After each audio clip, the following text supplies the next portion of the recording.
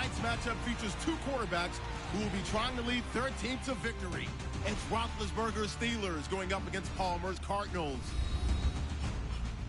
And with that, it's off to the Valley of the Sun, Phoenix, Arizona, where we'll hand it over to our broadcasting team of Brandon Godden and Charles Davis.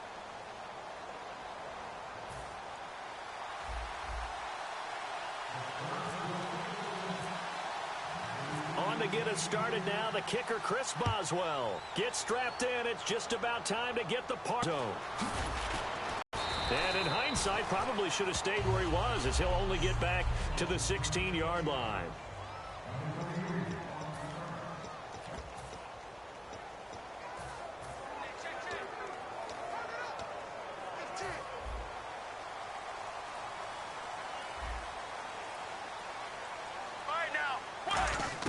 Now Palmer on first down. Looking for Fitzgerald, and it's intercepted. Picked off by Lawrence Timmons. And they will take over at the 26-yard line. Well, Brandon, there are so many weapons in this receiving corps. Now here's a timeout defensively coming from the Cardinals. They'll have 2 remaining as we step aside here in this first quarter.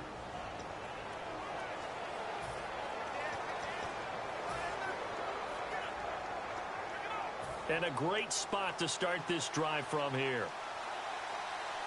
They'll come out in the pistol. After the interception, here's Roethlisberger. And it's caught over the middle by the tight end, Green.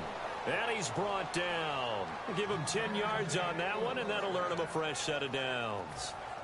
And that's one of his advantages of a passer, is it not? With his height, setting back there in the pocket, firing it over the middle, he can really see everything clearly. It is, and I know that other quarterbacks get it done different ways, all right? You don't have to be his height to make a great play. But what he does is he takes away having to make those slide steps in the pocket to find angle. Trying for Brown, and it's intercepted. A great read, and it's picked off.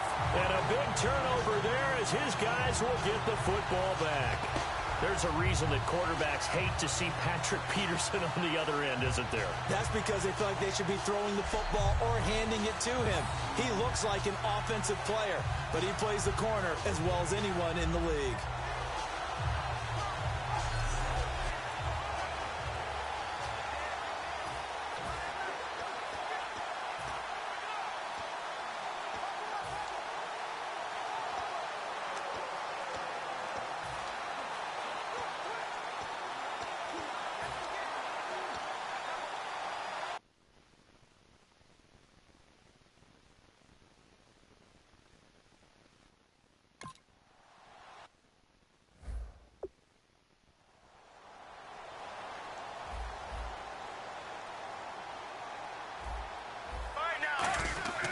Trying to shake off the interception from the last drive. He'll look to throw.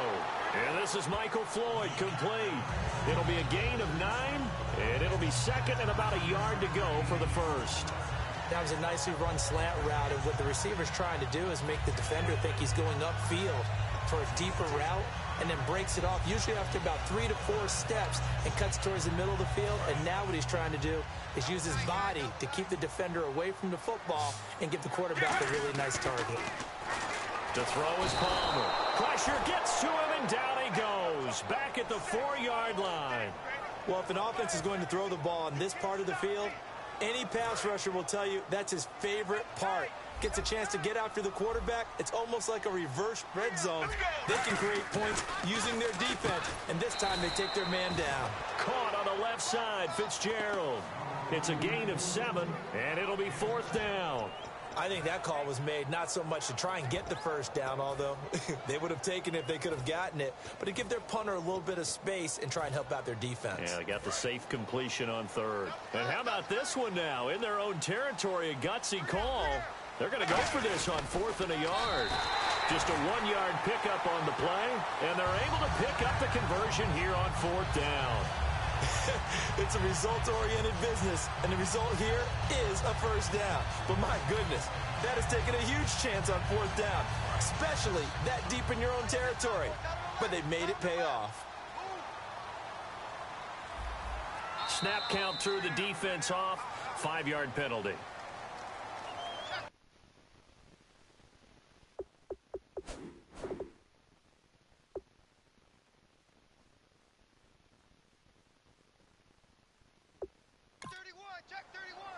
encroachment defense.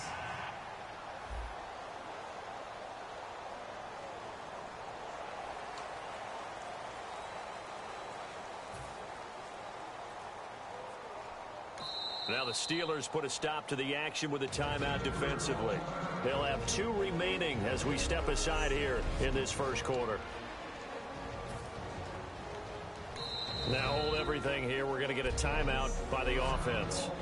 And that's their second charge timeout here in this first quarter. They're down to 1 remaining. Oh, he didn't spike it. He faked it. And this is incomplete.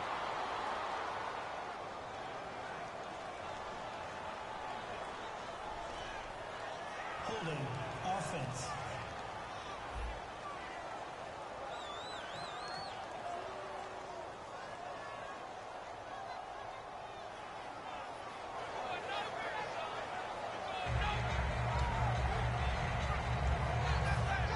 Offense looking to avoid a 3rd and long. It's 2nd and 10. Oh, he fakes the spike. Looking deep downfield. And that is caught one-handed. Oh, my, he pulled it in. They give him a gain of 38. Well, last drive pick, but he's not shy. He's going downfield again there. And you can't be, because if you back off after throwing an interception, your whole game plan just goes right out the window, and it makes things easier for a defense. And you and I both know there's a quarterback in this league that's any good that doesn't throw an interception occasionally, and they usually bounce back in a big way. I've seen guys throw 5 and still find a way to win the game in the end.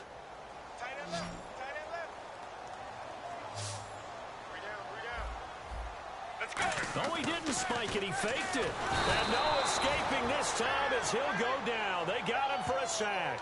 Ryan Shazier in there to bring him down for a loss of 7.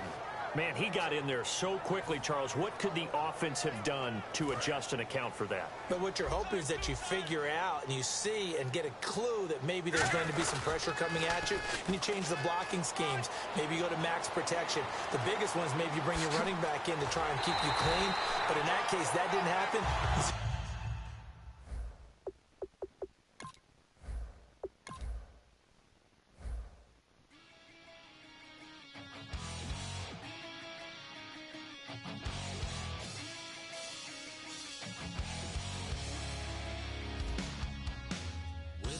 Says it's gonna rain. Don't worry, girl, it won't change a thing.